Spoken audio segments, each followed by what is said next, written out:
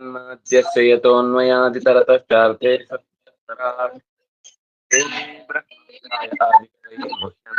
ಸೂರಯಃ ತೇಜೋವಾರಿ ಮೃದಾಂ ಯಥಾ ವಿನಿಮಯೋ ಯತ್ರ ತ್ರಿಸರ್ಗೋ ಯಥಾ ಧಾಮ್ನಾ ಸ್ವೇನ ಸದಾ ನಿರಸ್ತಕವಚಂ ಸತ್ಯಂ ಪರಂ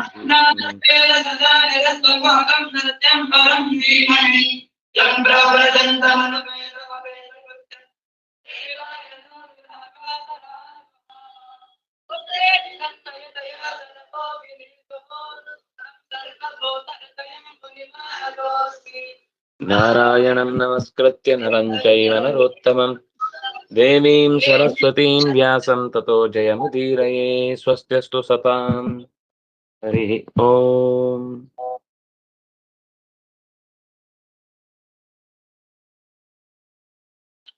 ದೇವತೆಗಳ ದೈತ್ಯರ ನಡುವಿನ ಯುದ್ಧ ತೀವ್ರವಾಗಿತ್ತು. ಭಗವಂತನ ಸಹಾಯವನ್ನ ಪಡೆದ ಬಳಿಕ ಅವರಲ್ಲಿ ಒಂದು ಸಹಜವಾದ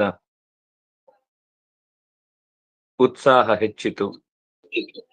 ಅದನ್ನ ನಿರೂಪಿಸ್ತಾ ಅಲಕ್ಷಯಂತಸ್ತಮತೀವ ವಿಹ್ವಲಾ ವಿಚುಕೃಷುದ್ದೇವ ಗಣಾಃ ಸಹಾನುಗಾಃ ಅನಾಯಕಾ ಶತ್ರುಬಲೇನ ನಿರ್ಜಿತಾ ವಣಿಪಥಾ ಭಿನ್ನ ನವೋ ಮಹಾರ್ಣವೇ.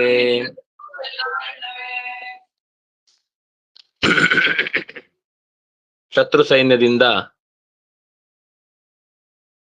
ಪೆಟ್ಟು ತಿಂದ ದೇವತೆಗಳು ಮತ್ತು ಅವರ ಅನುಚರರು ಬಾಣಗಳ ಮಣೆಯಲ್ಲಿ ಇಂದ್ರ ಕೊಚ್ಚಿ ಹೋದದ್ದು ಕಾಣಲಿಲ್ಲ. ಒಂದ್ಸಲಕ್ಕೆ ನಾಯಕನಿಲ್ಲದ ಸೇನೆ ಅಂದ್ರೆ ಸಾಗರದಲ್ಲಿ ಒಡೆದು ಹೋದ ನಾವೆಯ ಮಧ್ಯದಲ್ಲಿ ವರ್ತಕರು ಹೇಗೋ ಹಾಗೆ. ಸೇನಾ ಅಂದ್ರೆ ಶಬ್ದದ ಅರ್ಥ ಇನೇನ ಸಹಿತ. ಇನ ಅಂದ್ರೆ ಸ್ವಾಮಿ, ಸ್ವಾಮಿಯಿಂದ ಕೂಡಿದ್ರೆ ಅದು ಸೇನಾ. ತತಸ್ತುಷಾರಾಡ್ ಇಶುಬದ್ಧ ಪಂಜರಾತ್ ವಿಗರ್ಹಿತ ಸಾಶ್ವರಥ ರಥಧ್ವಜಾಗ್ರಣೀ ಬಭೌ ದಿಶಃಕಂ ಪೃಥಿವೀಂ ಚರೋಚಯನ್ ಸ್ವತೇಜಸಾ ಸೂರ್ಯ ಇವ ಕ್ಷಪಾತ್ಯಯೇ.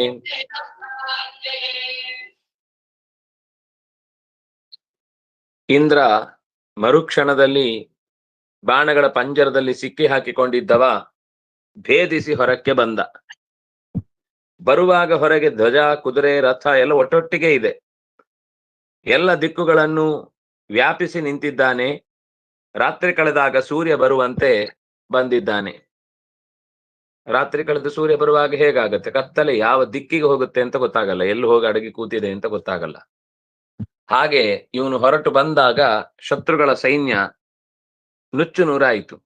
ನಿರೀಕ್ಷ ಪೃತನಾಂ ದೇವ ಪರೈರಭ್ಯರ್ಥಿತಾಂ ರಣೇ ಉದಯ ರಿಪುಂ ಹಂತುಂ ವಜ್ರಂ ವಜ್ರಧರೋ ರುಷಾ. ವಜ್ರಾಯುಧವನ್ನು ಹಿಡಿದ ಇಂದ್ರ ಯುದ್ಧದಲ್ಲಿ ಶತ್ರುಗಳನ್ನ ನಿಗ್ರಹಿಸುವುದಕ್ಕಾಗಿ ತನ್ನ ಸೇನೆ ಅತ್ಯಂತ ವ್ಯಥೆಗೊಂಡಿರುವುದನ್ನ ಕಂಡು ಸಿಟ್ಟಾದ. ತನ್ನ ಸೇನೆಗೆ ಸರ್ರಿ ಪೆಟ್ಟುಕೊಟ್ಟು ಮಲಗಿಸಿಬಿಟ್ಟಿದ್ದನ್ನ ಕಂಡು ಅವನಿಗೆ ಸಿಟ್ಟು ಬಂತು. ಶತ್ರುವನ್ನ ಸಂಹರಿಸುವುದಕ್ಕೋಸ್ಕರ ಸಿದ್ಧನಾದ. ಸತೇನೈವಾಷ್ಟಧಾರೇಣ ಶಿರಸಿ ಬಲಪಾಕಯೋ ಜ್ಞಾತೀನಾಂ ಪಶ್ಯತಾಂ ರಾಜನ್ ಜಹಾರ ಜನಯನ್ ಭಯಂ. ಅನೇಕ ಅರಗಳಿಂದ ಕೂಡಿದ್ದ ವಜ್ರಾಯುಧದಿಂದ ಬಲಾಸುರ ಮತ್ತು ಪಾಕಾಸುರರ ತಲೆಯನ್ನ ಚಚ್ಚಿದ. ಅದು ನಷ್ಟವಾಗಿ ಹೋಯಿತು. ತಲೆ ಎಲ್ಲಿ ಹೋಯ್ತು ಅಂತಾನೆ ಸಿಗ್ಲಿಲ್ಲ. ಅವರೆಲ್ಲ ಬಂಧುಗಳು ನೋಡ್ತಾ ಇದ್ದಾರೆ. ನೋಡಿದಾಗ ತಲೆ ಹಾರಿ ಹೋದದ್ ನೋಡಿ ಎಲ್ಲರ ತಲೆ ತಾನಾಗಿ ನಮ್ದು ಹಾರೋಯ್ತು ಅಂತನ್ನುವಷ್ಟು ಅವರಿಗೆ ಭಯ ಆಯಿತು. ಜಹಾರ ಜನಯನ್ ಭಯಂ, ಎಲ್ಲರ ಹೃದಯದಲ್ಲೂ ಭಯವನ್ನ ಹುಟ್ಟುವಂತೆ ಆ ಪ್ರವೃತ್ತಿಯನ್ನ ಮಾಡಿದ. ನಮುಚಿಸ್ತದ್ವಧಂ ದೃಷ್ಟ್ವಾ ಶೋಕಾಮರ್ಷರುಷಾನ್ವಿತ ಜಿಘಾಂ ಸುರೀಂದ್ರಂ ನೃಪತೆ ಚಕಾರ ಪರಮೋದ್ಯಮಂ. ಬಲ ಮತ್ತು ಪಾಕರ ವಧೆಯನ್ನ ಕಂಡ ನಮುಚಿ ದುಃಖಗೊಂಡ, ಜೊತೆಗೆ ಅಸಹನೆ ಕಾಡಿತು, ಕೋಪ ಹೆಚ್ಚಿತು. ರೋಷದಿಂದ ಇಂದ್ರನನ್ನ ಕೊಲ್ಲುವ ಪ್ರಯತ್ನದಲ್ಲಿ ಎಲ್ಲ ಅಸ್ತ್ರಗಳನ್ನು ಒಟ್ಟಿಗೆ ಪ್ರಯೋಗಿಸುವುದಕ್ಕೆ ಶುರು ಮಾಡಿದ. ಅಶ್ಮಸಾರಮಯಂ ಶೂಲಂ ಘಂಟಾವಧ್ಯೇಮಭೂಷಣಂ ಪ್ರಗೃಹ್ಯಾಭ್ಯದ್ರವತ್ ಕ್ರುದ್ಧೋ ನಮಚಿರ್ದಾಮ ದಾನವೋತ್ತಮಃ. ಚಿನ್ನದ ಕಸೂತಿಗಳಿಂದ ಕೂಡಿದ ದೊಡ್ಡ ಘಂಟೆಯನ್ನ ಕಟ್ಟಿದ್ದ ಉಕ್ಕಿನ ಶೂಲವನ್ನು ಎತ್ತಿಕೊಂಡು ನಮುಚಿ ಅದನ್ನು ಹಿಡ್ಕೊಂಡು ಇಂದ್ರನ ಕಡೆಗೆ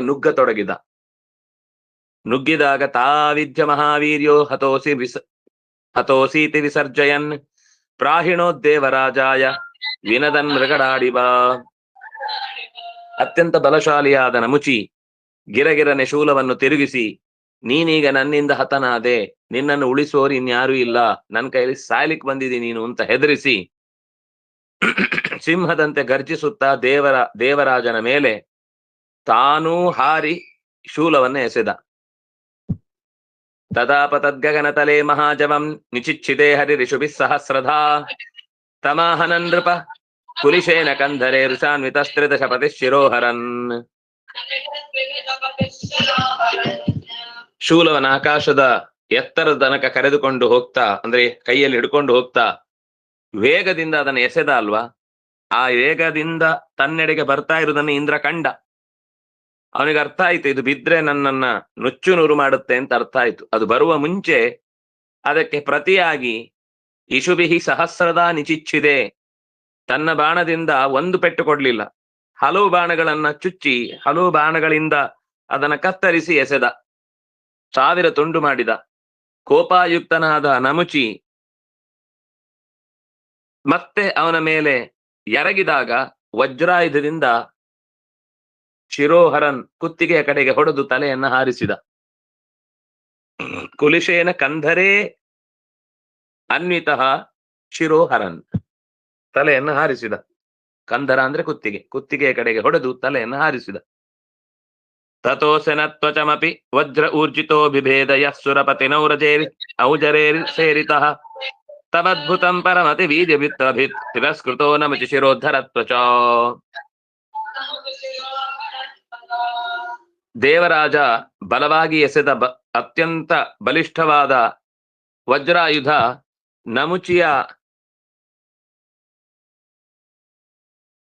ಕತ್ತಿನ ಚರ್ಮವೂ ಕೂಡ ಅಲುಗಾಡ್ಲಿಲ್ಲ. ವಸ್ತುತ ಅವನು ಹೊಡೆದದ್ದು ತಲೆ ಹಾರೋಗ್ಬೇಕು ಅಂತ, ಆದ್ರೆ ಅದು ಆದದ್ದೇನು ಅಂದ್ರೆ ಅವನ ಕುತ್ತಿಗೆ ಹತ್ರ ಒಂದು ಸಣ್ಣ ಗಾಯನೂ ಆಗ್ಲಿಲ್ಲ. ಹೊಡೆದಿದ್ದ ಅಷ್ಟೇ, ಜೋರಾಗಿ ಹೊಡೆದಿದ್ದ, ತಲೆ ಹಾರೋಯ್ತು ಅಂತಾನೆ ಎಲ್ಲ ಅನ್ಕೊಂಡ್ರಷ್ಟೇ. ಕೆಲವೊಂದ್ ಸರ್ತಿ ಸಿನಿಮಾದಲ್ಲಿ ತೋರಿಸುವಾಗ ಗುಂಡು ಬಿದ್ದಿರುತ್ತೆ, ಶಬ್ದ ಆಗಿರುತ್ತೆ, ಎದುರಾಳಿ ಬೀಳಲ್ಲ, ಯಾರು ಹೊಡೆದಿದ್ದ ಅವನೇ ಬೀಳ್ತಿರ್ತಾನೆ, ಯಾಕೆಂದ್ರೆ ಅದು ಉಲ್ಟಾಗನ್ ಹೊಡೆದಿರುತ್ತೆ. ಅವನಂಗೆ ಎದುರಿಗೆ ತೋರಿಸುವಾಗ ಮಾತ್ರ ಅವನ್ ಸತ್ತ ಅನ್ನೋ ತರ ತೋರಿಸಿರ್ತಾರೆ, ನೋಡಿದ್ರೆ ಇವನ್ ಸತ್ತಿರ್ತಾನೆ. ಹಾಗೆ ಇದು ನೋಡುವಾಗ ಹಿಂದಿನ ಶ್ಲೋಕದಲ್ಲಿ ತಲೆ ಹಾರುವ ಹಾಗೆ ಕಂದರದ ಕಡೆಗೆ ಹೊಡೆದ ಅಂತಿದೆ, ಅಂದ್ರೆ ತಲೆ ಹಾರಿತು ಅಂತ ನಾವು ವಜ್ರಾಯುಧದ ಶಕ್ತಿ ಅಂತ ಅನ್ಕೊಳ್ತೇವೆ. ಆದ್ರೆ ನ ತ್ವಚಮಪಿ ವಜ್ರ ಊರ್ಜಿತ, ಅವನ ತೊಗಲು ಕೂಡ ಸ್ವಲ್ಪವೂ ಛೇದ ಆಗ್ಲಿಲ್ಲ, ಅಷ್ಟು ಬಲವಾದ ಆ ಶಕ್ತಿಯನ್ನ ನಮುಚಿ ಹೊಂದಿದ್ದ. ವೃತ್ರಾಸುರನನ್ನೇ ಕೊಂದಿದ್ದ ವಜ್ರಾಯುಧಕ್ಕೆ ನಮುಚಿಯನ್ನು ಅಲ್ಲಾಡಿಸ್ಲಿಕ್ಕಾಗ್ಲಿಲ್ಲ ಅನ್ನುವುದು ಬಹಳ ಆಶ್ಚರ್ಯ ತರಿಸಿತು. ತಿರಸ್ಕೃತೋ ನಮಚಿ ಶಿರೋಧರ ತ್ವಚ, ಕುತ್ತಿಗೆ ಹತ್ತಿರದ ಸಾಮಾನ್ಯ ಚರ್ಮವೇ ಇಷ್ಟು ಬಲಿಷ್ಠವಾಗಿದೆ ಅಂದ್ರೆ ಇನ್ನು ಅವನು ಎಂತಹ ಬಲಿಷ್ಠ ಇರಬೇಕು. ತಸ್ಮಾದಿಂದ್ರೋ ಬಿಭೇಚ್ಛತ್ರೋ ವಜ್ರ ಪ್ರತಿಹತೋ ಯತ ಕಿಮಿದಂ ದೈವಯೋಗೇನ ಭೂತಂ ಲೋಕ ವಿಮೋಹನಂ. ವಜ್ರಾಯುಧವನ್ನು ಹಿಮ್ಮೆಟ್ಟಿಸಿದ ನಮುಚಿಯ ತಾಕತ್ತನ್ನ ಇಂದ್ರ ಗಮನಿಸಿದ. ಇಂದ್ರ ಹೆದರಿದ. ವಜ್ರಾಯುಧ ಇಷ್ಟು ಶಕ್ತಿ ಉಳ್ಳದ್ದಕ್ಕೆ ಇವನು ಸ್ವಲ್ಪ ಒಲ್ಲಾಡ್ಲಿಲ್ಲಲ್ಲ, ವಜ್ರಾಯುಧಕ್ಕೆ ಶಕ್ತಿ ಕಮ್ಮಿ ಆಗಿದೆಯೋ ಏನೋ ಅನ್ನೋ ಲೋಕಕ್ಕೆ ಭ್ರಾಂತಿ ಉಂಟಾಗುವ ಹಾಗಾಯ್ತಲ್ಲ, ಯಾವ ದೈವದ ವಶದಿಂದ ಈ ರೀತಿ ಪವಾಡ ಆಗ್ತಾ ಇದೆ, ಏನಿದು ಮಹಿಮೆ ಅಂತ ಯೋಚನೆ ಮಾಡಿದ. ಏನಮೇ ಪೂರ್ವ ಮದ್ರೀಣಾಂ ಪಕ್ಷಭೇದ ಜಯಾತ್ ಪ್ರಜಾತ್ಯಯೇ ಕೃತೋ ನಿವಿಶತಾಂ ಭಾರೈ ಪತತ್ರೈ ಪತತಾಂ ಭುವಿ. ರೆಕ್ಕೆಗಳನ್ನಿಟ್ಟುಕೊಂಡು ಪರ್ವತಗಳ ಗುಂಪುಗಳಾಗಿ ಎಲ್ಲೆಲ್ಲೋ ಹಾರಿ ಹೋಗ್ತಾ ಇದ್ದವುಗಳನ್ನ ನಾನು ನಿಗ್ರಹಿಸಿದೆ. ಯಾಕೆಂದ್ರೆ ಅವುಗಳು ಸಿಕ್ಕಲ್ಲಿ ಹೋಗಿ ಕೃತೋ ನಿವಿಶತಾಂ ಭಾರೈಹಿ, ಭಾರವಾದ ತಮ್ಮ ಶರೀರದಿಂದ ಎಲ್ಲೆಲ್ಲೋ ಹೋಗಿ ಕೂತಿರ್ತಿದ್ರು. ಆದ್ರ ಅಡಿಗಡೆ ಬಿದ್ದವರೆಲ್ಲ ಅಪ್ಪಚ್ಚಿ. ಪ್ರಜೆಗಳಿಂದ ಕಂಪ್ಲೇಂಟ್ ಬಂತು, ತೊಂದರೆ ಆಗ್ತಾ ಇದೆ ಅಂತ. ಆಗ ನಾನು ಇದೇ ವಜ್ರಾಯುಧದಿಂದ ಅವುಗಳ ರೆಕ್ಕೆಯನ್ನು ಕತ್ತರಿಸಿ ಒಂದೇ ಕಡೆ ಕುಕ್ಕರು ಬಡೀರಿ, ಕೈ ಕಟ್ ಬಾಯಿ ಮುಚ್ಚು, ಇನ್ನೆಲ್ಲೂ ಓಡಾಡ್ಲಿಕ್ಕಿಲ್ಲ ಅಂತ ಎಲ್ಲರನ್ನ ಕ್ಲಾಸ್ ಟೀಚರ್ ಕೂಡಿಸಿದಾಗೆ ಕೂಡಿಸ್ಬಿಟ್ಟ ಇಂದ್ರ. ಒಂದೊಂದು ಜಾಗದಲ್ಲಿ ಇರಿ ಇಲ್ಲಿ ಅಂತ, ಇನ್ನೆಲ್ಲೂ ಹೋಗ್ಲಿಕ್ಕಿಲ್ಲ ಅಂತ. ಒಬ್ಬ ಮಾತ್ರ ತಪ್ಪಿಸ್ಕೊಂಡು ಹೋಗಿದ್ದ, ನಿಮ್ಗೆ ರಾಮಾಯಣದಲ್ಲಿ ಸಿಗ್ತಾನ ಅವನು, ಮೈನಾಕ. ಬಿಟ್ರೆ ಬೇರೆ ಎಲ್ಲರೂ ಕೂಡ ಪೆಟ್ಟು ತಿಂದು ಕ್ಲಾಸಲ್ಲಿ ಕೂತಿದ್ರು. ಸೋಯಂ ಪ್ರತಿಹತೋ ವಜ್ರೋ ಮಯಾ ಮುಕ್ತೋ ಸರೀಲ್ಪಕೆ ನಾಹಂ ತದಾದದೆ ವಜ್ರಂ ಬ್ರಹ್ಮ ತೇಜೋಪ್ಯ ಕಾರಣಂ.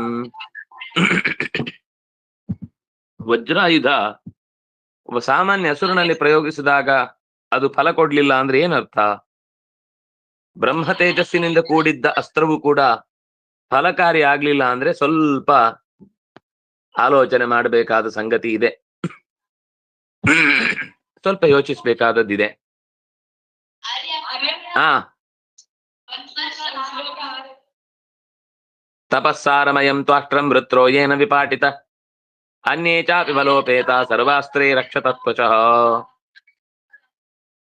ಈ ಆಯುಧ ದಧೀಚ ಮುನಿಯ ತಪಸ್ಸಿನ ಫಲವಾಗಿ ಹುಟ್ಟಿದ್ದು, ಅವನ ಶರೀರದ ಭಾಗ, ಅದು ಶಕ್ತಿಮಯ. ಅದು ಬೆನ್ನೆಲುಬನ್ನ ಕೇಳಿ ವಿಶ್ವಕರ್ಮನನ್ನ ಬೇಡಿ ಸಂಹಾರ ಮಾಡ್ಲಿಕ್ಕಾಗಿ ಸೃಷ್ಟಿಯಾದದ್ದು. ವೃತ್ರಾಸುರನನ್ನು ಕೊಂದಿತ್ತು ಕೂಡ. ವೃತ್ರೋಯೇನ ವಿಪಾಟಿತ. ಯಾವುದೇ ಬೇರೆ ಸಾಮಾನ್ಯ ಆಯುಧದಿಂದ ಗಾಯವಾದ್ರೇನೆ ಚರ್ಮ ಸೀಳುತ್ತೆ, ಅಂದ್ರೆ ಪೆಟ್ಟು ಬಿದ್ದಾಗ್ಲೇ ಚರ್ಮ ಸೀಳುತ್ತೆ. ಇಷ್ಟೋ ಬಲಿಷ್ಠವಾದ ಅಸುರರನ್ನು ಕೂಡ ನಾನು ಇದೇ ವಜ್ರಾಯುಧದಿಂದ ಹೊಡೆದು ಹಾಕಿದ್ದೇನೆ. ಆದ್ರೆ ಈಗ ಒಬ್ಬ ಸಾಮಾನ್ಯ ರಾಕ್ಷಸನಲ್ಲಿ ಇದು ವಿಫಲವಾಯಿತು ಅಂದ್ರೆ ಬ್ರಹ್ಮ ತೇಜಸ್ಸಿಗೇನು ಕೊರತೆ ಬಂತು? ಯಾಕೆ ಕಾರ್ಯಕಾರಿ ಆಗ್ಲಿಲ್ಲ? ಇನ್ನು ಮುಂದೆ ಈ ವಜ್ರಾಯುಧವನ್ನು ನಾನು ಎತ್ಕೊಳ್ಳಲ್ಲ ಅಂತ, ನಾಹಂ ತದಾದದೆ ವಜ್ರಂ, ಇನ್ನು ಮುಂದೆ ವಜ್ರಾಯುಧವನ್ನು ಎತ್ತಿಕೊಳ್ಳಲ್ಲ ಅಂತ ಅವನು ಪ್ರತಿಜ್ಞೆ ಮಾಡಿದ. ಅಂದ್ರೆ ಹೀಗೆ ಅವನ ಮನಸ್ಸಿನ ಒಳಗೆ ನಡೀತಾ ಇರುವ ಪ್ರಶ್ನೋತ್ತರಗಳು. ಇತಿ ಶಕ್ರಂ ವಿಷೀದಂತಂ ಆಹವಾಗ ಅಶರೀರಿಣಿ ನಾಯಶುಷ್ಕೈರಥೋ ನಾದ್ರೈಹಿ ವದಮರ್ಹತಿ ದಾನವಃ. ಹೀಗೆ ವ್ಯಥೆಗೊಳಗಾಗಿ ಕೈ ಬಿಟ್ಟಾಗ ಅಶರೀರವಾಣಿ ಒಂದು ಕೇಳಿಸಿತು. ಅಶರೀರವಾಣಿ ಅಂದ್ರೆ ವಾಯು ಮಾತಾಡುತ್ತಾನೆ ಅಂತ ಅರ್ಥ. ಗಾಳಿ ಮಾತಾಡಿತು. ಆಕಾಶವಾಣಿ ಅಂತಂದ್ರೆ ಗಾಳಿಯ ಮೂಲಕ ತರಂಗಗಳು ಹರಿದು ಬರ್ತವೆ. ಅದು ಹೇಳತ್ತೆ, ಇವನಿಗೊಂದು ವರ ಇದೆ, ಇವನು ಹಸಿ ಅಥವಾ ಒಣಗಿನ ವಸ್ತುವಿನಿಂದ ಸಾಯಲ್ಲ ಅಂತ. ಏನ್ ಕಷ್ಟ ಇದು! ಹಸಿ ಅಥವಾ ಒಣ ಅಂತ ಮಾಡಿದ್ರೆ ಹಸಿ ಕಸ ಒಣ ಕಸ ಬಿಟ್ರೆ ಬೇರೆ ಯಾವ ಕಸ ಇದೆ? ಕಸವನ್ನ ಎರಡು ವಿಭಾಗ ಮಾಡಿ ಅಂತ ಹೇಳ್ತಾರೆ.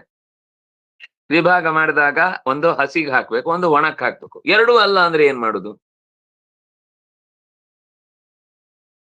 ಆಗ ನಮ್ಮ ಈ ಎಲೆಕ್ಟ್ರಾನಿಕ್ ವಸ್ತುಗಳೆಲ್ಲ ಇದೆಯಲ್ಲ, ಅದು ಒಂಥರ ಹಸಿನೂ ಅಲ್ಲ ಒಣನೂ ಅಲ್ಲ, ಅದೊಂಥರ ವಿಚಿತ್ರ ಕಸ ಅದು. ಹಾಗೆ ಯೋಚನೆ ಮಾಡ್ಬೇಕಾಯ್ತು ಇಲ್ಲಿಯೂ ಕೂಡ.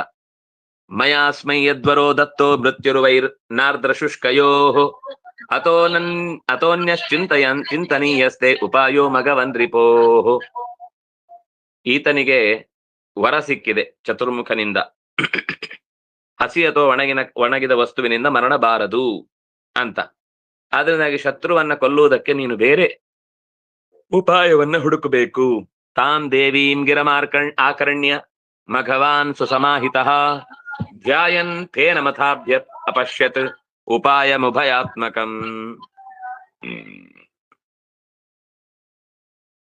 ದೈವಿ ವಾಕ್ ಅವನ ಕಿವಿ ಹೊಕ್ಕು ಚಿಂತೆಗೆ ಹಚ್ಚಿತು. ಸುಸಮಾಹಿತ, ತುಂಬಾ ಗಮನ ಕೊಟ್ಟು ಯೋಚನೆ ಮಾಡಿದೆ, ಏನ್ ಮಾಡಿದ್ರೆ ಇವನನ್ನ ನಿಗ್ರಹಿಸಬಹುದು.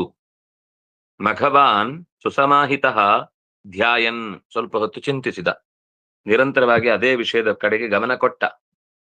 ತಕ್ಷಣ ಅವನಿಗೆ ಒಂದು ಉಪಾಯ ಹೊಳೆಯಿತು. ಶತ್ರುವಿನ ವಧೆಗೆ ಒಂದು ಸರಿಯಾದ ವಸ್ತು ಸಿಕ್ಕಿದೆ ಅಂತ ಭಾವಿಸಿದ. ನ ಶುಷ್ಕೇಣ ನ ಚಾರ್ದ್ರೇಣ ಜಹಾರ ನಮುಚೇ ಶಿರ ಸಂತುಷ್ಟವರ್ ಮುನಿಗಣ ಮಾಲೇರವಾ ಮಾಲೇಷ್ಟೈವಾಕಿರನ್ ವಿಭುಂ.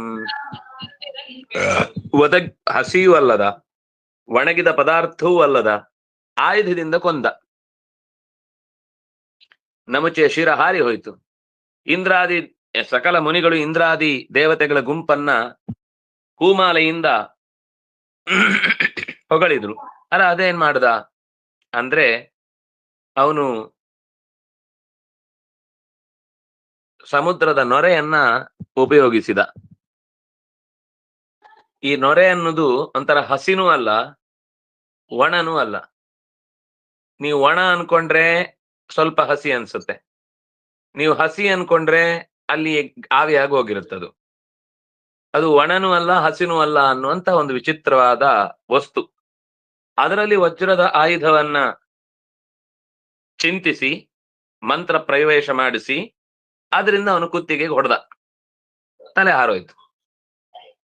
ಅಂದ್ರೆ ಈ ಉಪಾಯ ಹೂಡುವುದು ಅಂತ ಏನಿದೆ ಅದು ಎಲ್ಲಾ ಕಾಲದಲ್ಲೂ ಇದ್ದೇ ಇರುತ್ತೆ.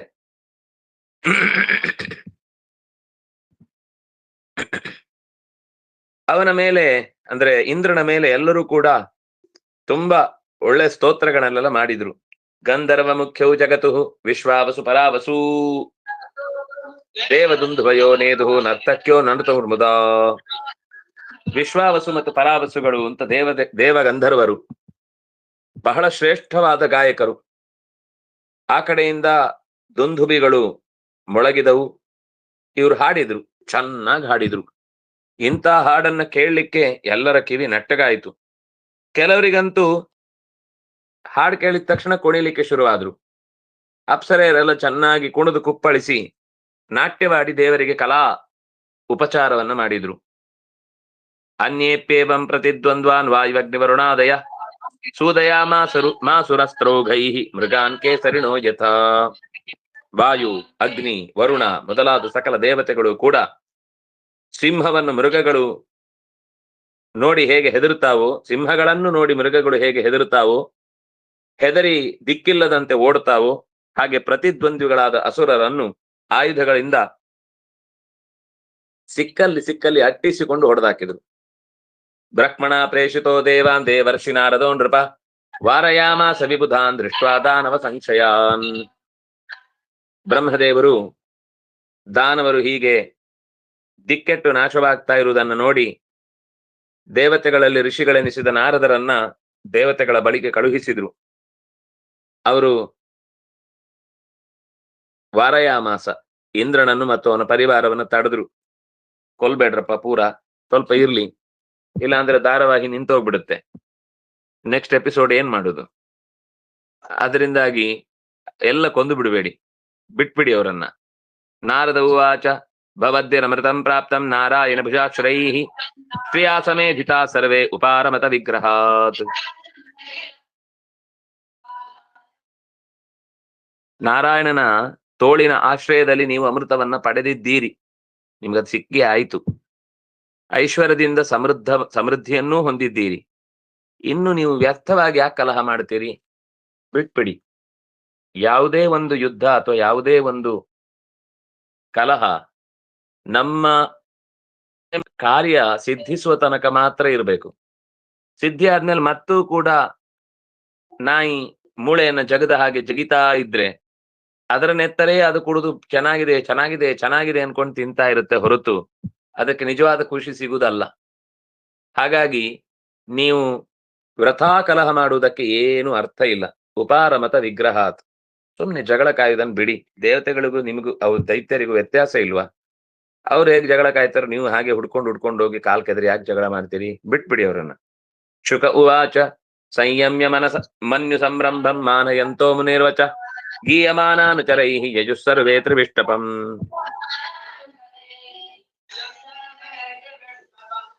ಬಂಧುಗಳೇ ಆದದ್ರಿಂದ ದಿತಿ ಮತ್ತು ಅದಿತಿಯ ಮಕ್ಕಳು ಅಂದ್ರೆ ಎಲ್ಲ ಚಿಕ್ಕಮ್ಮ ದೊಡ್ಡಮ್ಮನ ಮಕ್ಕಳು. ಬಂಧುಗಳಲ್ಲಿ ಬರುತ್ತೆ ಹೋಗುತ್ತೆ ಗಲಾಟೆ, ಕ್ರಿಯೆ ಪ್ರತಿಕ್ರಿಯೆ ಅನ್ನೋದು ಇರುತ್ತೆ, ಹೌದು. ಆದ್ರೆ ಅಗತ್ಯ ಇಲ್ಲದಲ್ಲಿ ಯುದ್ಧ ಮಾಡುವುದಕ್ಕೆ ಯಾವುದೇ ಕಾರಣ ಇಲ್ಲ. ನಿಲ್ಲಿಸಿ ಅಂತ ಹೇಳಿದ ಮಾತನ್ನ ಕೇಳಿಸಿಕೊಂಡ ದೇವತೆಗಳು ನಾರದನ ಮಾತಿಗೆ ಮನ್ನಣೆ ಕೊಟ್ಟು ತಮ್ಮ ಕೋಪೋದ್ರೇಕವನ್ನ ತಡೆದುಕೊಂಡ್ರು. ಜೊತೆಗೆ ಈ ಗಂಧರ್ವರು ಗುಣಗಾನ ಮಾಡ್ತಾ ಇದ್ರಲ್ಲ, ಒಂಥರ ಆಸ್ವಾದನೆ ಮಾಡ್ತಾ ಮೈ ಮರೆತು ಖುಷಿಯಿಂದ ಸ್ವರ್ಗದ ಕಡೆಗೆ ಸರ್ವೇ ತ್ರಿವಿಷ್ಟಪಂ ಯಯುಹು, ಎಲ್ಲರೂ ತ್ರಿವಿಷ್ಟಪದ ಕಡೆಗೆ ಹೋದ್ರು. ತೇ ವಶಿಷ್ಟಾರಣೇ ತಸ್ಮಿನ್ ನಾರದಾನುಮತೇನ ತೇ ಬಲಿಂ ವಿಪನ್ನಮಾದಾಯ ಅಸ್ತಂ ಗಿರಿಮುಪಾಗಮನ್. ವಿಪನ್ನಂ ಬಲಿಂ ಆದಾಯ, ಮೂರ್ಛೆ ಬಿದ್ದಿದ್ದ ಬಲಿಯನ್ನ ಎತ್ತಿಕೊಂಡು ಯುದ್ಧದಲ್ಲಿ ಅಳಿದೊಳಿದ ದಾನವರೆಲ್ಲ ನಾರದರ ಅನುಮತಿಯನ್ನ ಪಡೆದು ನಮಸ್ಕಾರ ಮಾಡಿ, ಹೇಗೆ ಸೂರ್ಯ ಮುಳುಗುವ ಹೊತ್ತಿಗೆ ಎರಡು ಬೆಟ್ಟಗಳ ನಡುವೆ ಇಳಿದು ಹೋಗ್ತಾನೋ ಹಾಗೆ ಬಲಿಯನ್ನ ಕರ್ಕೊಂಡು, ಅವನು ಜೋತ್ ಬಿದ್ದಿದ್ದ, ಅವನನ್ನು ಕರ್ಕೊಂಡು ತಮ್ಮ ಪಾತಾಳದ ಆಶ್ರಯದ ಕಡೆಗೆ ಹೊರಟು ಹೋದ್ರು. ಏ ತತ್ರಾಪ್ಯ ಅನಷ್ಟಾವಯವಾನ್ ವಿದ್ಯಮಾನಾಶಿರೋಧರಾನ್ ಉಶನಾ ಜೀವಯಾಮಾಸ ಸಂಜೀವಿನ್ಯಾಸ್ವ ವಿದ್ಯೆಯ.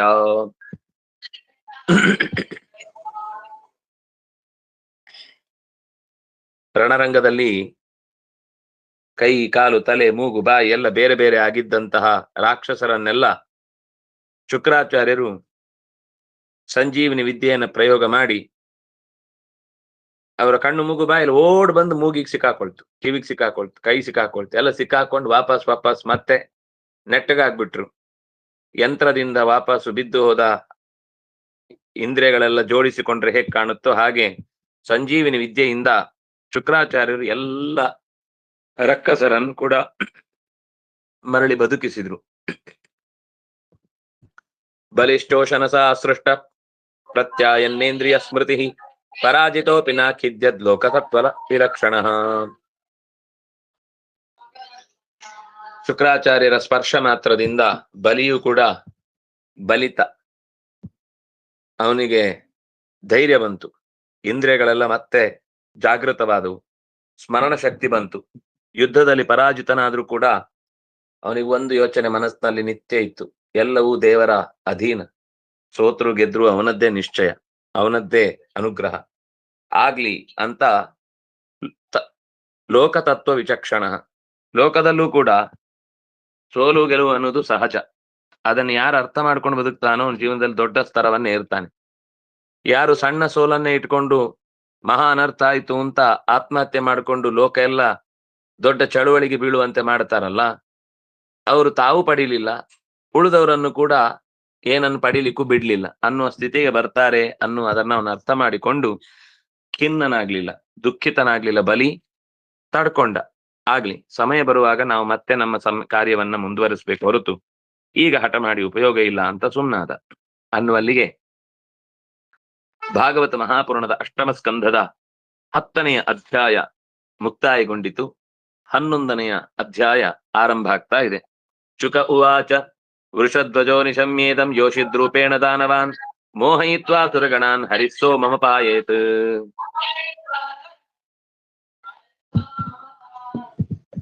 ಶ್ರೀಹರಿ ಸ್ತ್ರೀ ರೂಪದಿಂದ ಮೋಹಿನಿಯಾಗಿ ದಾನವರನ್ನ ಮರಳು ಮಾಡಿದ ವಿಷಯವನ್ನ ಮತ್ತು ದೇವತೆಗಳಿಗೆ ಅಮೃತವನ್ನು ಕುಡಿಸಿದ ಎಂಬ ಸಂಗತಿಯನ್ನ ರುದ್ರದೇವ ಕೇಳಿದ. ವೃಷಮಾರುಹ್ಯ ಗಿರಿಶಃ ಸರ್ವಭೂತ ಗಣೈರ್ವೃತ ಸಹದೇವ್ಯಾ ಯಯೋ ದ್ರಷ್ಟುಂ ಯತ್ರಾಸ್ತೆ ಮಧುಸೂದನಃ. ಶಿವ ತನ್ನ ನಂದಿಯನ್ನೇರಿ ತನ್ನ ಜೊತೆಗೆ ಉಮೆಯನ್ನು ಕರ್ಕೊಂಡು, ಜೊತೆಗೆ ಸರ್ವಭೂತ ಗಣೈರ್ವೃತ, ತನ್ನ ಇಡೀ ಪ್ರಮಥ ಗಣಗಳನ್ನೆಲ್ಲ ಜೊತೆಗೆ ಕಟ್ಟಿಕೊಂಡು ಉತ್ಸವಕ್ಕೆ ಹೊರಟ ಹಾಗೆ ಇಡೀ ಪಿಕ್ನಿಕ್ಗೆ ಪರಿವಾರ ಸಮೇತ ಹೊರಟ. ಎಲ್ಲಿಗೆ ಅಂದ್ರೆ ಸೀದ ವೈಕುಂಠಕ್ಕೆ ಹೋಗಿ ಮಧುಸೂದನ ಯತ್ರ ಆಸ್ತೆ, ನಾರಾಯಣ ಎಲ್ಲಿದ್ನೋ ಅಲ್ಲಿಗೆ ಹೋದ, ಅವನನ್ನ ನೋಡಿದ. ಸ್ವಭಾಜಿತೋ ಭಗವತಾ ಸಾದರಂ ಸೋಮಯ ಭವ ಸೂಪವಿಷ್ಟ ಉವಾಚೇದಂ ಪ್ರತಿಪೂಜ್ಯ ಸ್ಮಯನ್ ಹರಿಂ. ರುದ್ರದೇವರು ಹೋದ ತಕ್ಷಣ ನಾರಾಯಣ, ಬನ್ನಿ ಬನ್ನಿ ಬನ್ನಿ ಬನ್ನಿ, ನೀವು ಬರುವುದು ಅಂದ್ರೇನು, ನಿಮ್ಮನ್ನ ಆಧರಿಸುವುದು ಅಂದ್ರೇನು, ನಮಗೆ ತುಂಬಾ ಸಂತೋಷ ಕೊಟ್ಟ ಸಂಗತಿ ಅಂತ ಹೇಳಿ ಸಾದರಂ ಸಭಾಜಿತ, ಅತ್ಯಂತ ಆದರಪೂರ್ವಕವಾಗಿ ಅವನನ್ನ ಗೌರವಿಸಿದ. ಶಿವ ಪ್ರತಿಯಾಗಿ ಅವನನ್ನು ಕೂಡ ಹಾಗೇನೆ ಸೋಮಯ, ಪುನಃ ಸೋಮ ಅಂತಂದ್ರೆ ಉಮಯ ಸಹ ಅಂತ ಅರ್ಥ. ಸೋಮಯ ಅಂದ್ರೆ ಇದ್ಯಾರು ಹೊಸಬಳು ಅಂತಲ್ಲ, ಉಮಯ ಸಹಿತ, ಉಮೆಯಿಂದ ಕೂಡಿಕೊಂಡು ಭವ ಆ ನಾರಾಯಣನನ್ನು ಕೂಡ ಪ್ರತಿಯಾಗಿ ಪೂಜಿಸಿದ.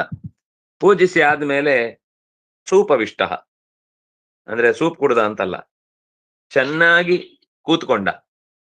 ಅಂದ್ರೆ ಇಬ್ರು ಮಾತಾಡ್ಲಿಕ್ಕೆ ಜಾಗ ತಯಾರಾಗಿತ್ತು ಅಂತ ಅರ್ಥ. ಅಂದ್ರೆ ಒಂದು ಒಳ್ಳೆ ವಾತಾವರಣ ಇತ್ತು. ಮಾತಾಡಿದ. ಸ್ಮಯನ್ ಹರಿಂ, ಹರಿಯ ಕಡೆಗೆ ನಗುತ್ತಾ ಈ ಮಾತನ್ನು ಹೇಳಿದ. ಪ್ರತಿಪೂಜ್ಯ ಅಂದ್ರೆ ವಾಪಸು ನಾರಾಯಣನನ್ನ ಪ್ರತಿಯಾಗಿ ಗೌರವ ಕೊಟ್ಟು ಮಾತನಾಡಿದ. ದೇವದೇವ ಜಗದ್ವ್ಯಾಪಿಂ ಜಗದೀಶ ಜಗನ್ಮಯ ಸರ್ವೇಷಾಮೇವ ಭಾವಾನಾಂ ತ್ವಮಾತ್ಮ ಹೇತುರೀಶ್ವರಃ. ಜಗನ್ನಿಯಾಮಕನಾಗಿ ಇಡೀ ಜಗತ್ತಿನಲ್ಲಿ ವ್ಯಾಪಿಸಿದವ ನೀನು. ನಿನ್ನಂತಹ ಸ್ವತಂತ್ರ ವ್ಯಕ್ತಿ ಇನ್ನೊಬ್ಬ ಇಲ್ಲ. ನೀನು ಎಲ್ಲ ದೇವತೆಗಳಿಗೂ ದೇವ. ಶ್ರೀಹರಿ ಎಲ್ಲ ಪಾಪಗಳನ್ನು ಪರಿಹರಿಸುವವನೇ.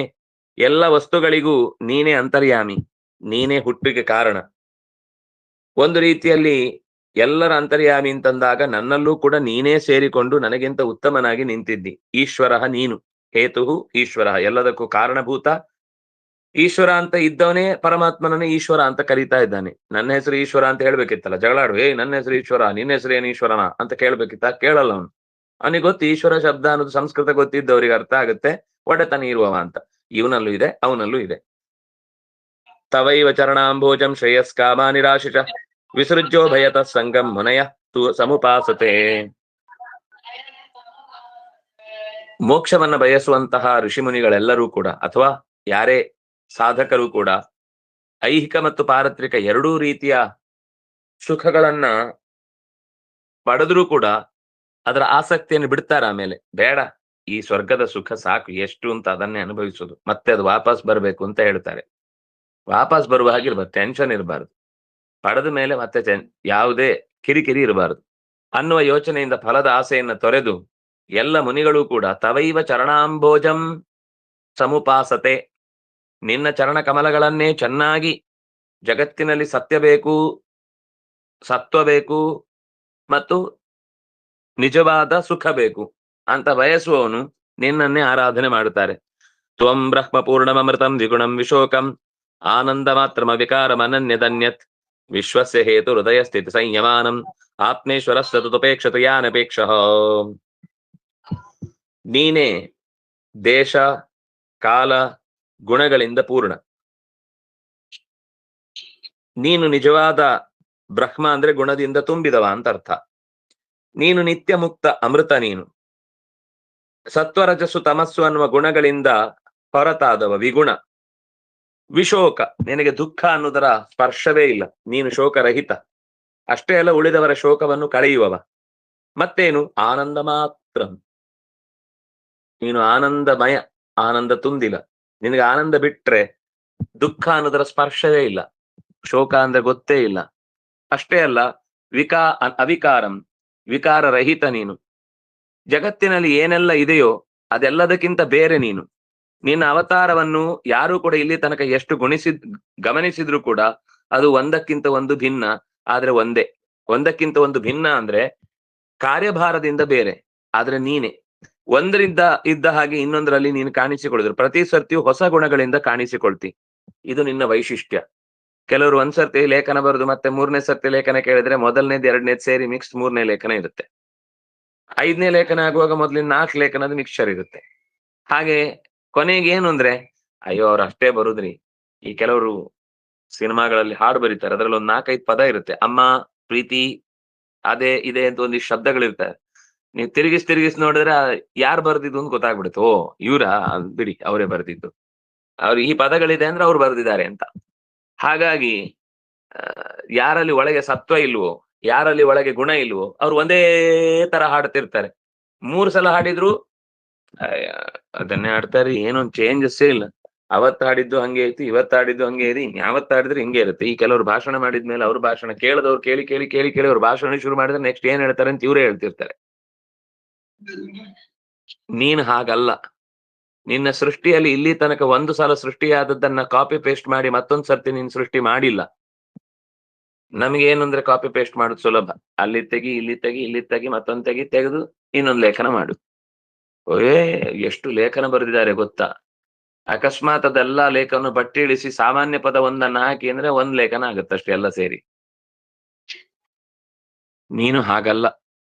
ಮತ್ತೆ ನಿನ್ನಲ್ಲೊಂದು ವಿಶೇಷ ಏನು ಅಂದ್ರೆ, ನಿನ್ನ ಅವತಾರಗಳು, ನಿನ್ನ ಇಂದ್ರಿಯಗಳು ಅಥವಾ ನಿನ್ನ ಗುಣಗಳು ಒಂದಕ್ಕಿಂತ ಒಂದು ಭಿನ್ನ ಅಲ್ಲ, ಅದು ಅನ್ಯದ್. ಅನ್ಯತ್ ಅಂತಂದ್ರೆ ಒಂದೇ, ಅದು ಬೇರೆ ಅಲ್ವೇ ಅಲ್ಲ ಅಂತ. ಅವನಲ್ಲದ್ದೇನೆಲ್ಲ ಇದೆಯೋ ಅದು ಅವನ ವಿರುದ್ಧವಾಗಿ ಇರುವಂತದ್ದಾಗಿದ್ರೆ ಅವನು ಈ ಜಗತ್ತಿನ ಜೊತೆಗೆ ಸೇರುವುದಿಲ್ಲ ಅಂತ ಸತ್ಯ. ಆದ್ರೆ ಯಾವುದೆಲ್ಲ ಅಲ್ಲವೋ ಅದು ವೈವಿಧ್ಯ ಎಷ್ಟಿದೆಯೋ ಅದೆಲ್ಲ ಒಬ್ಬನೇ. ಪ್ರಪಂಚಕ್ಕಿಂತ ಅತ್ಯಂತ ಭಿನ್ನ, ಪ್ರಪಂಚದ ಉತ್ಪತ್ತಿಗೆ ಕಾರಣ, ಸ್ಥಿತಿಗೆ ಕಾರಣ, ಲಯಕ್ಕೆ ಕಾರಣ ನೀನ್ ಏನಲ್ಲ ಹೇಳು. ನೀನ್ ಅಂತರ್ಯಾಮಿ, ನೀನು ಸ್ವಾಮಿ. ನೀನನ್ನೇ ಎಲ್ಲರೂ ಇಲ್ಲಿ ತನಕ ಅವಲಂಬಿಸಿದ್ದು. ಆತ್ಮೇಶ್ವರ, ಎಲ್ಲದಕ್ಕೂ ಆಧಾರಭೂತ. ನಿನ್ನ ಉಪೇಕ್ಷೆಯಿಂದ ಯಾರು ಬದುಕ್ತಾರೆ? ನೀನ್ ಅಕಸ್ಮಾತ್ ಬೇಡಪ್ಪ ನನಗೆ ಅದರ ಸುದ್ದಿನೇ ಬೇಡ ಅಂತ ಕೈ ಬಿಟ್ರೆ, ಒಂದು ಕಥೆ ಇದೆ, ಅದು ರಾಮಾಯಣದಲ್ಲಿ ಇಲ್ಲ. ಎಲ್ರೂ ಸಮುದ್ರದಲ್ಲಿ ಕಲ್ಲು ಹಾಕ್ತಾ ಇರ್ತಾರೆ. ಕಲ್ಲು ಹಾಕಿದಾಗ ಅದು ತೇಲ್ತಾ ಇರುತ್ತೆ. ಕೊನೆಗೆ ರಾವಣನು ಕಲ್ಲು ಹಾಕ್ತಾನೆ. ಅವನು ರಾಮನದ್ದು ಮೇಲೆ ಆಣೆ, ಇಲ್ಲ ಅಂದ್ರೆ ಮುಳುಗ್ಬಿಟ್ರೆ ನಂಗೆ ಗೊತ್ತಿಲ್ಲ ಅಂತ ಹೇಳಿ ಹಾಕ್ಬಿಟ್ಟಿರ್ತಾನೆ. ನಾನು ಹೇಳಿದ್ದೇನಂದ್ರೆ ಒಳಗಿಂದ ರಾಮನ ಮೇಲೆ ಆಣೆ ಅಂತ ಹಾಕ್ಬಿಟ್ಟಿರ್ತಾನೆ. ಅದು ತೇಲಿಕ್ಕೆ ಶುರುವಾಗುತ್ತೆ. ಆದ್ರೆ ಕೊನೆಗೆ ರಾಮಚಂದ್ರ ಬಂದು ನೀನೊಂದು ಕಲ್ಲು ಬಿಡು ಅಂತ ಹೇಳ್ತಾರೆ. ಅವನು ಕಲ್ಲು ಬಿಟ್ರೆ ಅದು ಮುಳುಗೋಗ್ಬಿಡುತ್ತೆ. ಅಯ್ಯೋ ದೇವ್ರೆ, ಇದೇನ್ ಕತೆ? ರಾಮನ ಹೆಸರು ಹೇಳಿ ಹಾಕಿದವ್ರದ್ದೆಲ್ಲ ಕಲ್ಲು ತೇಲ್ತಾ ಇದೆ, ಆದ್ರೆ ರಾಮ ಬಿಟ್ಟ ಕಲ್ಲು ತೇಲ್ತಾನೆ ಇಲ್ಲ. ಅಂದ್ರೆ ಇದೆಲ್ಲ ಗೋಜಲ್ ಆಯ್ತು. ಇದೆಲ್ಲ ಸುಮ್ನೆ ರಾಮನ ವೈಭವನ್ನ ಸುಮ್ನೆ ಎಲ್ರೂ ಹೊಗಳಿದ್ದು ಅಂತ, ಅಥವಾ ಏನಂತಾರೆ, ವಿಸ್ತಾರ ಮಾಡಿ ಇಲ್ಲದನ್ನೆಲ್ಲ ಕಲ್ಪಿಸಿದ್ದು ಅಂತ ಅನ್ಕೊಂಡ್ರು. ಆಗ ಹನುಮಂತ ಹೇಳ್ತಾನೆ, ರಾಮಚಂದ್ರ ನಿನಗೂ ಗೊತ್ತು ಯಾಕೆ ಮುಳುಗಿತು ಅಂತ. ನಮಗ್ ಗೊತ್ತಾಗ್ಲಿ ಅಂತ ನೀನ್ ನೋಡ್ತಾ ಇದ್ದೆ ಅಷ್ಟೇ. ನಾನ್ ಹೇಳ, ಓ ನೀನೇ ಹೇಳ್ಬೇಕು, ಇನ್ಯಾರು ಹೇಳ್ತಾರೆ? ಯಾರ್ ಕೈ ಬಿಟ್ರು ತೇಲ್ಬಹುದು, ನೀನ್ ಕೈ ಬಿಟ್ರೆ ಯಾವುದು ತೇಲಲ್ಲ ಅನ್ನೋದನ್ನ ತೋರಿಸ್ಲಿಕ್ ನಿನ್ ಕೈಲಿ ಇದ್ದಿದ್ದನ್ನ ಬಿಟ್ಟ ತಕ್ಷಣ ಅದು ಮುಳುಗೋಯ್ತು ಅಲ್ವಾ ಅಂತ ಕೇಳ್ತಾನೆ. ಅಂದ್ರೆ ದೇವ್ರು ಕೈ ಬಿಟ್ಟ ಅಂದ್ರೆ ಎಲ್ಲವೂ ಮುಳುಗೋಗುತ್ತೆ. ಕತೆ ಚೆನ್ನಾಗಿದೆ, ಸ್ವಾರಸ್ಯ. ರಾಮಾಯಣದಲ್ಲಿ ಪ್ರಸಂಗ ಇಲ್ಲ, ಆದ್ರೆ ಯಾರೋ ಒಬ್ಬ ಕವಿಯ ಒಂದು ಸುಂದರವಾದ ಆಲೋಚನೆ. ಎಲ್ಲ ಕೈ ಬಿಟ್ರು ವಾಪಸ್ ಬದುಕಿ ಬರ್ಬೋದು, ದೇವ್ರೆ ಕೈ ಬಿಟ್ಟ ಅಂದ್ರೆ ಮತ್ ಬದುಕಿ ಬರುವ, ಮುಳುಗೋದೇ ಕತೆ, ಗೋತ. ಯಾವುದಕ್ಕೂ ಅರ್ಥವೇ ಇಲ್ಲ ಜೀವನದಲ್ಲಿ. ಹಾಗೆ ನೀನು ಕೈ ಬಿಟ್ಟೆ ಅಂದ್ರೆ ಜಗತ್ತಲ್ಲಿ ನಿನ್ನ ಉಪೇಕ್ಷೆಗೆ ಒಳಗಾದ್ರೆ ಯಾವುದು ಬದುಕ್ಲಿಕ್ಕೆ ಸಾಧ್ಯ ಇಲ್ಲ. ಆದ್ರಿಂದಾಗಿ ಅನಪೇಕ್ಷನಾದವನು ನೀನೊಬ್ಬನೇ. ನಿನಗೆ ಯಾರ ಅಪೇಕ್ಷೆಯೂ ಇಲ್ಲ, ಆದ್ರೆ ನಿನ್ನ ಅಪೇಕ್ಷೆ ಜಗತ್ತಿನಲ್ಲಿ ಎಲ್ಲರಿಗೂ ಇದೆ ಅನ್ನುವುದು ನಮಗೆ ಅರ್ಥವಾಗಿದೆ. ಏಕಸ್ತ್ವಮೇಕ ಸದಸತ್ ದ್ವಯಮದ್ವಯಂಚ ಸ್ವರ್ಣಂ ಕೃತಾಕೃತಮಿಹೇವ ನವಸ್ತು ಭೇದ ಅಜ್ಞಾನತಸ್ತ್ವಯಿ ಜನೈಃ ವಿಹಿತೋ ವಿಕಲ್ಪೋ ಯಸ್ಮಾದ್ ಗುಣ ವ್ಯತಿಕರೋ ನಿರುಪಾಧಿಕಸ್ತ್ವಂ. ಅಪ್ಪ ನಿಮ್ಗೆ ಸ್ತೋತ್ರ ಮುಗಿಯುವುದಿನಿ, ತುಂಬಾ ಇದೆ. ನಾಳೆ ಸಾಕಾಯ್ತು.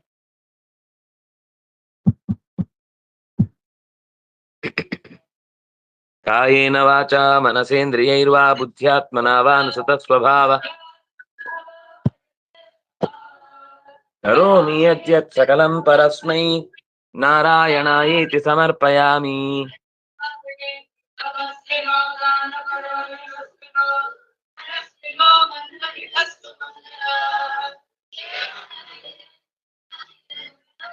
ತಸ್ಮೈ ಸುಭದ್ರಶ್ರವಸೇ ನಮೋ ನಮಃ.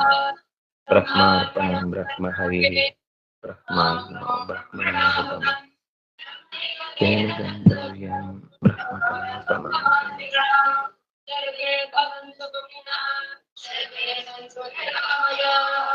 ಸರ್ವೇ ಭದ್ರಾಣಿ ಪಶ್ಯಂತು ಮಾ ಕಶ್ಚಿತ್ ದುಃಖಭಾಗ್ ಭವೇತ್. ಧರ್ಮಸ್ಯ ವಿಜಯೋ ಭೂಯಾತ್ ಅಧರ್ಮಸ್ಯ ಪರಾಜಯಃ.